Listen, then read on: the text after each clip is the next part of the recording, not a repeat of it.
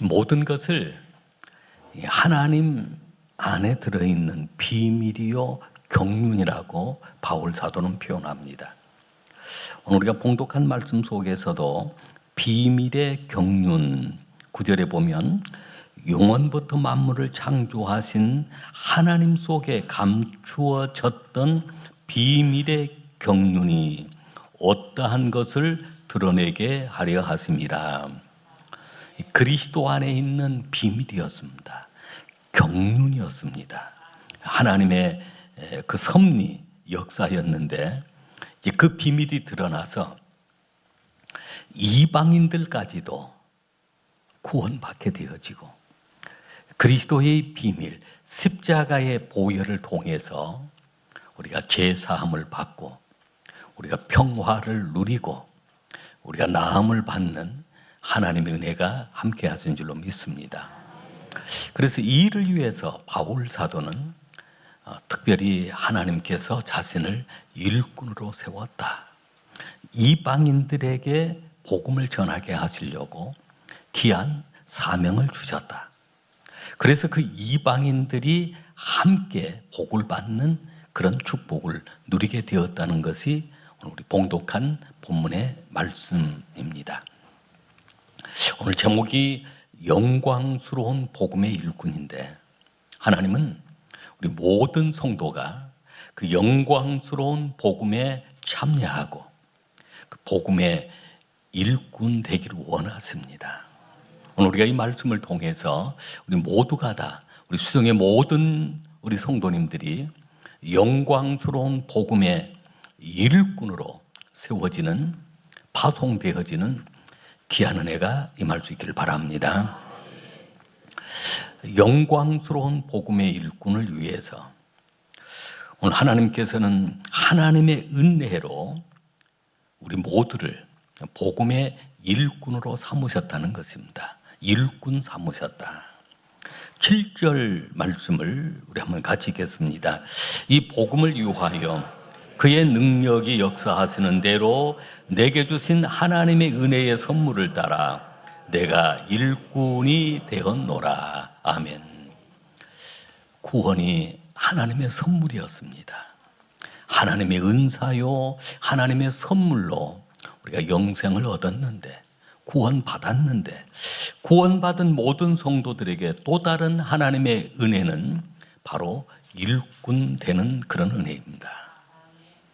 은혜로 일꾼이 되었다. 은혜로 구원받았다는 것은 구원받을 만한 조건이 없는데 하나님이 주시는 그 선물, 하나님이 주시는 그 은혜로 구원받았다는 것이고요. 일꾼이 될 만한 아무런 조건이 없는데도 하나님의 은혜로 일꾼 삼으셨다는 것입니다. 일꾼 되게 하셨다는 것입니다. 바울은 그렇게 고백합니다. 하나님의 은혜의 선물을 따라 하나님이 주시는 그 은혜의 선물로 내가 일꾼이 되었다라고 고백하는 것입니다. 바울은 자신을 돌아보았을 때 사도행전 8장에 보면 스데반이 순교를 당할 때 마땅한 일로 생각을 했던 사람입니다. 7 집사 중에 한 명이었던 그 스데반이 복음을 전하다가 돌에 맞아 순교를 당하는데 그것을 마땅한 일로 생각을 했습니다. 그러나 그 순교의 사건을 통해서 오늘 이 바울은 하나님이 그를 만지시기 시작한 것입니다. 9장 1절로 2절에 보면 사도행전 9장 1절로 2절 보면 이 바울이었던 사울이 다메섹 도상으로 가고 있었습니다. 다메섹에 가서 대제사장의 공문을 이미 받았습니다. 성도들을 체포해서 감옥에 가두려고 다메섹으로 가고 있는 그런 동안이었습니다. 근데 부활하신 주님이 이런 사울에게 찾아왔습니다. 사울아, 사울아, 왜 나를 핍박하느냐라고 하시면서 부활하신 주님이 말씀하셨습니다. 그때 사울은 주여 네 시오니이까라고 하면서 그 앞에서 꼬꾸라치고 말았습니다. 그 순간 부활의 주님을 만나게 된 것입니다. 그렇게 교회를 핍박했던 사람이기에, 그렇게 성도들을 옥에 가두었던 사람이기에 자신은 복음의 일꾼이 될 만한 자격이 없는데, 그럼에도 불구하고 하나님이 일꾼으로, 하나님의 은혜로, 그 선물로 일꾼이 되었다라고 고백하고 있습니다. 그래서 자신을 모든 성도 중에 지극히 작은 자이다 라고 고백을 합니다. 작은 자보다 더 작은 자라고 고백합니다. 8절 말씀을 우리 한번 같이 읽겠습니다. 모든 성도 중에 지극히 작은 자보다 더 작은 나에게 이 은혜를 주신 것은 측량할 수 없는 그리스도의 풍성함을 이방인에게 전하게 하시고. 아멘. 그 모든 성도들 가운데, 모든 성도들 중에 지극히 작은 자가 있다면 그 작은 자보다도 더 작은 자인 자신에게 하나님의 은혜로, 하나님의 선물로 일꾼이 되게 하셨다는 것입니다. 우리는 구원받은 하나님의 자녀는 모두가 다 또 하나님의 일꾼이 되어지는데, 하나님의 일꾼으로 부르시는데, 우리가 똑똑하고 잘나고 또 많은 것을 알고 있어서 그래서 일꾼이 되는 것이 아니라, 작은 자임을 깨달을 때 모든 성도들 가운데 지극히 작은 자보다도 더 작은 자임을 깨닫는 자에게 하나님은 큰 일을 맡기시고 일꾼이 되게 하신다는 것입니다. 바울은 자신을 돌아보았을 때 그렇게 교회를 핍박했던 사람, 성도들을 핍박했던 사람에게 감히 일꾼이 될 만한 그런 아무런 자격이 없음에도 불구하고 오직 하나님의 은혜로 자신을 일꾼 삼아 주셨음을 고백하고 있습니다. 우리는 이 부분을 겸손한 일꾼이라고 표현합니다. 교회 공동체 안에 이런 많은 겸손한 일꾼이 필요합니다. 내가 잘나서, 어떤 능력이 있어서, 어떤 힘이 있어서 일꾼으로 삼아 주신 것이 아니라, 부족하지만, 연약하지만, 아무것도 알지를 못하지만 하나님이 택하셔서 하나님의 은혜로 일꾼이 된 것입니다. 오늘 저와 여러분의 그런 고백이 있기를 주의 이름으로 축복합니다. 지극히 작은 자이지만, 지극히 작은 자보다 더 작은 자이지만 하나님께서 오늘 하나님의 일꾼으로 삼아주셨기에 그저 맡은 자는 맡은 자에 구할 것은 충성이라고 했습니다. 작은 자임을 고백하고 더 겸손히 낮아지면서 우리가 주님을 섬겨 나갈 때 주님의 기쁨이 되어드리는 귀한 일꾼들이 되는 줄로 믿습니다. 두 번째, 영광스러운 복음의 일꾼은 특별히 이방인을 유하여 복음을 전하는 사명을 주신 것입니다. 우리가 봉독한 말씀 8절 말씀을 다시 한번 읽겠습니다. 모든 성도 중에 지극히 작은 자보다 더 작은 나에게 이 은혜를 주신 것은 측량할 수 없는 그리스도의 풍성함을 이방인에게 전하게 하시고. 아멘. 하나님께서 이렇게 바울 사도, 지극히 작은 자보다 더 작은 바울 사도임을 바울 사도로 하여금 고백하게 하는데, 왜 바울 사도를 이렇게 불렀을까? 왜 나를 이렇게 불렀을까? 그 목적은 이방인들에게, 아직도 복음을 알지 못하는 그 이방인들에게 복음을, 영광스러운 복음을 전하게 하시려고 하나님이 일꾼 삼아 주셨다는 것입니다. 사람은 누구나 다 하나님이 주시는 사명이 있습니다. 모든 성도는 바로 복음을 전해야 될 소중한 사명을 가지고 이 땅에 태어난 것이고, 또 이 복음을 전할 사명을 가지고 하나님의 부르심을 받게 되었다는 것입니다. 그래서 바울 사도는 자신을 이방인의 사도라고도 그렇게 표현을 합니다. 이방인에게 이 복음, 영광스러운 복음을 전하게 하시려고 자신을 일꾼 삼았다는 것입니다. 오늘 우리도 마찬가지입니다. 오늘 하나님이 선택한 그 백성들로 하여금 이방인들에게 이 복음을 전하게 하셔서 이것이 그리스도의 비밀이요 하나님의 경륜인데 그 비밀을 알게 해서 그들로 하여금 구원받도록 하기 위함입니다. 그가 찔림은 우리의 허물 때문이요, 그가 상함은 우리의 죄악 때문이라. 그가 징계를 받음으로 우리가 평화를 누리고 그가 채찍에 맞음으로 우리가 나음을 받았도다. 이 은혜를 베풀어 주시려고 바로 이것이 복음인 것입니다. 우리의 죄와 허물과 죄를 사하시려고, 우리가 하나님과 화목해서 평화를 이루게 해주시려고, 우리의 영을, 우리의 마음을, 우리의 연약한 육신을 주님이 치료해 주시려고 오늘 우리에게 이 복음을 주신 것입니다.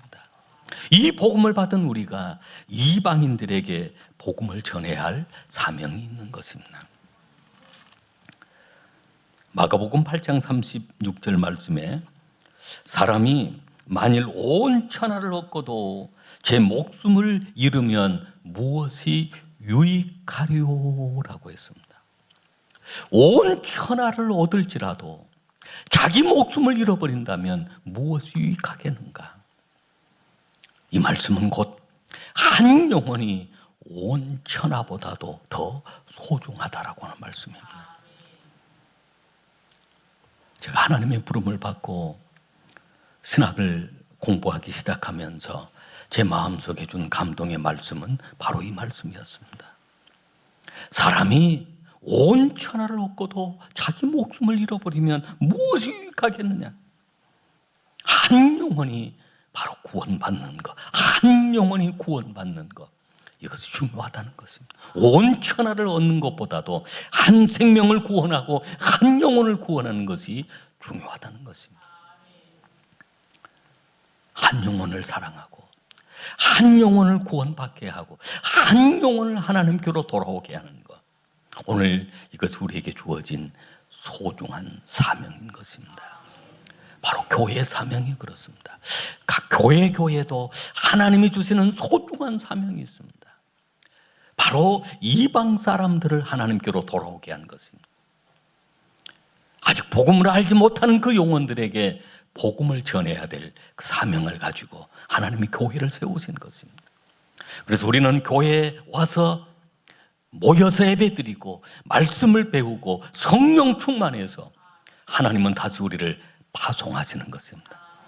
어디로 파송하시는 것일까요? 이방인들에게. 여러분 가정에 아직 믿지 않는 사람이 있으면 그 사람이 이방인이요, 바로 그 가정이 여러분을 파송한 선교지입니다. 여러분의 직장에 믿지 않는 사람이 있다면 바로 그 직장으로 하나님이 여러분을 파송하시는 것입니다. 사명을 주어서 파송하시는, 여러분의 사업장이, 여러분이 살고 있는 그 이웃들이 수많은 이방인들이 있는데 오늘 그들에게 하나님은 여러분을 파송하고 있는 것입니다. 그래서 우리에게 주어진 이 사명이 그렇습니다. 오늘 이방인을 위하여 하나님이 일꾼 삼아서 이방인을 구원시키도록 오늘 우리를 보내신다는 것입니다. 할렐루야. 세 번째는 그 이방인들로 하여금 함께 복을 받게 하십니다. 말씀 6절 말씀을 우리 한번 같이 읽겠습니다. 이는 이방인들이 복음으로 말미암아 그리스도 예수 안에서 함께 상속자가 되고 함께 지체가 되고 함께 약속에 참여하는 자가 됨이라. 아멘. 복음으로 말미암아 이제 이방인들이 지옥의 땔감에 불과했던 그 이방인들이었지만 이 복음의 비밀로 말미암아 그리스도 예수 안에서 함께 상속자가 되었습니다. 함께 지체가 되었습니다. 함께 약속에 참여하는 자가 되었습니다. 할렐루야. 2장 에베소 2장 5절과 6절 말씀에 함께라고 하는 말씀이 그게 두 절에 세 번 나옵니다. 함께 살리셨고 그리스도와 함께 살리셨습니다. 그리스도와 함께 일으키셨습니다. 그리스도와 함께 하늘 보좌에 앉게 해주셨다라고 했습니다.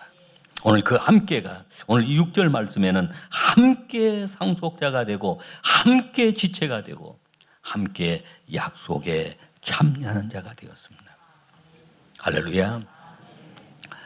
여러분, 제가 함께하면 상속자가 되고 함께하면 지체가 되고 함께하면 약속에 참여하는 자가 됨이라라고 그 다음 부분을 한번 여러분들이 해주시겠습니다. 그리스도 예수 안에서 함께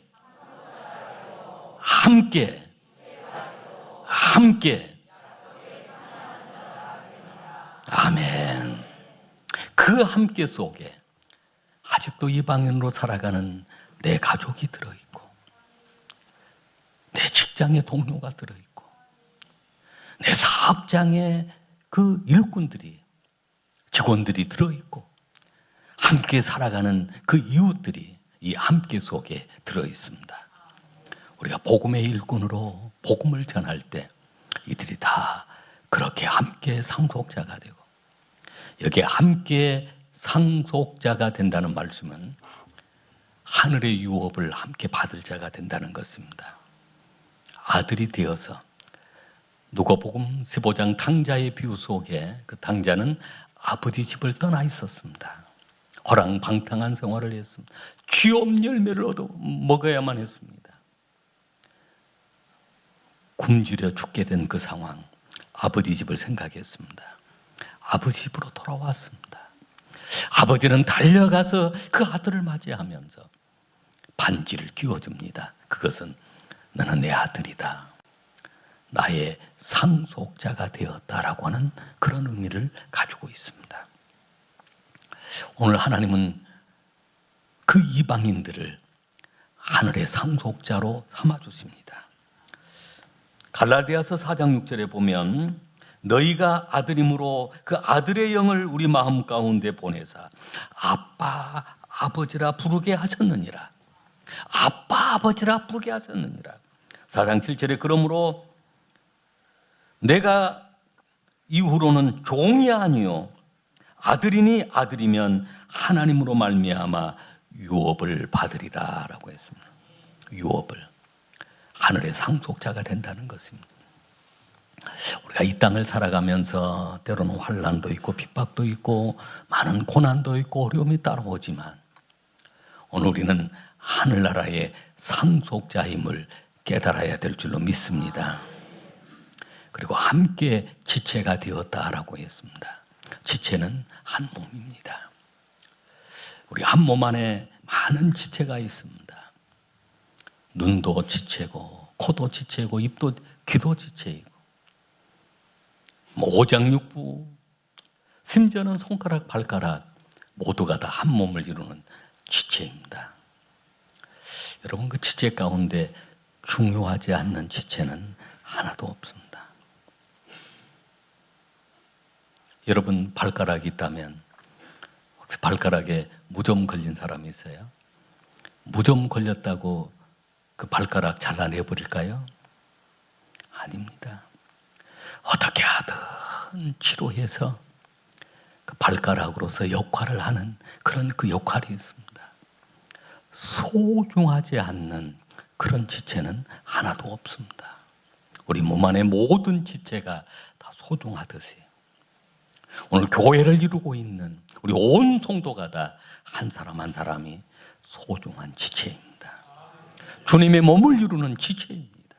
그 이방 사람들이 이제는 그리스도의 비밀을 복음을 듣고서 우리와 한 지체가 된다는 것입니다. 한 지체가 된다는 것은 우리가 한 가족이 된다는 것입니다. 우리 한번 옆 사람에게 우리는 한 가족입니다. 한 번 더 하시겠습니다. 소중한 지체입니다. 한 번 더 하시겠어요? 그 소중함을 이제야 깨달았습니다. 할렐루야. 우리 소중한 지체, 그 이방인들도 함께 지체가 된다는 것입니다. 그리고 함께 약속에 참여하는 자, 그 약속에 참여하는 자가 됩니다. 약속은 무엇입니까? 바로 천국입니다. 주님이 주신 평화입니다. 주님이 주시는 모든 제사함입니다. 주님이 주시는 영원한 하나님의 나라, 천국이 하나님의 약속인데 그 약속에 참여하는 자가 된다는 것입니다. 12절 말씀 2장 12절에 보면 우리 2장 12절 말씀을 우리 한번 같이 읽겠습니다. 그때에 너희는 그리스도 밖에 있었고 이스라엘 나라 밖의 사람이라 약속의 언약들에 대하여는 외인이요 세상에서 소망이 없고 하나님도 없는 자이더니. 복음 밖에 있을 때는 그래, 이방인으로 살아올 때는 그랬습니다. 그러나 이 사람들이 이제는 복음을 통해서 복음으로 말미암아 상속자가 되고 함께 지체가 되고 함께 약속에 참여하는 자가 된 것입니다. 어느 교회에 그 권사님이 전도를 열심히 하는 권사님이 계셨습니다. 그 교회에 한 100여 명 성도를 전도를 했는데 어떤 경우는 아내가 전도가 되어서 남편을 데려 나오고 남편이 전도가 되었는데 아내를 데려 나오고 그래서 교회에서 특별히 그 남편 이제 등록할 때 환영할 때마다 이 권사님은 그렇게 전도해서 기쁘기도 하지만 또 늘 눈물로 그 시간을 보내야 했습니다. 왜냐하면 자기 남편이 아직 이방인의 삶을 살고 있기 때문입니다. 때로는 전도할 때 그런 아픔도 있었습니다. 자신의 남편도 전도하지 못하면서 그렇게 다른 사람 전도하러 다니는 게 때로는 부끄럽게 생각도 들었습니다. 그러나 사명을 주었기에 열심히 전도했고 교회가 그분을 통해서 부흥되었고 수많은 사람들이 신실한 일꾼으로 세워져 갔습니다. 제 몸이 아파서 더 이상 전도 활동을 할 수 없는 그런 상황이 되었는데 그 남편이 어느 날 그 아내 권사님에게 나도 같이 교회에 가겠다고 얘기를 하는 것입니다. 과거에는 그렇게 비판만 했던 그분이 그 권사님이 그런 어려움 속에서도 주님이 주시는 사명이기에 그 사명을 감당하기 위해 눈물로 그렇게 기도했고 교회에 그렇게 남편들이 나올 때마다 눈물로 저 자리에 제 남편도 있기를 바라는 그런 마음으로 기도해 왔는데 오늘 남편이 교회를 나오시게 된 것입니다. 교회만 나오시는 것이 아니라 교회에 나와 신실한 일꾼이 되어지고 그리고 그 시녀들 어르신들 모아가지고 전도팀을 만들어서 매주 전도를 나가는 것입니다. 우리가 하나님의 비밀은 다 알 수가 없습니다. 그 이방인들이 때가 되면 하나님께로 돌아오는 것입니다. 그래서 우리가 열심을 다해서 하나님이 우리를 일꾼으로 삼아주셨고 그리고 그 이방인들을 위해 우리를 복음의 일꾼으로 삼아주셨는데 그들 모두가 다 함께 상속자가 되고 함께 지체가 되고 함께 그 약속에 참여하는 하나님의 축복을 누리는 우리 수성의 모든 가족들이 되실 줄로 믿습니다.